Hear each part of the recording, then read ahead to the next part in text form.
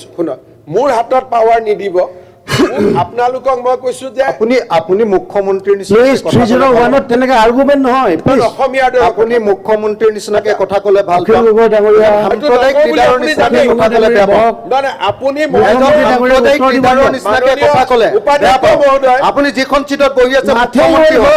আপুনি সাম্প্ৰদায়িক লিডাৰ নহয় মাননীয় অধ্যক্ষ মহোদয় মই মুখ্যমন্ত্ৰী পিছত অসমীয়া আগত মুখ্যমন্ত্ৰী মই পিছত অসমীয়া মই আগত গতিকে মই যি কম অসমীয়াৰ দৰে কম গৌৰৱী অসমীয়াৰ দৰে কম গতিকে এই কথাটো মনত ৰাখক গৌৰৱী অসমীয়াটো দেখুৱাওক আপোনাৰ দিনত কেইজন মানুহ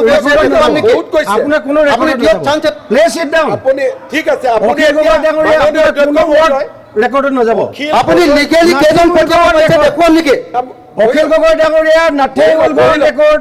আপুনি একজনো দিয়াব পৰা নাই প্লিজ সিট ডাউন মই ইলিগেলি অখিল গগৈ ডাঙৰীয়া প্লিজ সিট ডাউন মই ইলিগেলি উলিয়াম মই ইলিগেলি কৰিম চলিয়াৰ পিছত মই এজন অসমৰ এজনে মুখ্যমন্ত্ৰী কিছু হলেওতো খেদিব পাৰিছো আপোনাৰ দিনতে আটাইতকৈ কম লিগেলি খেদিব পাৰিছে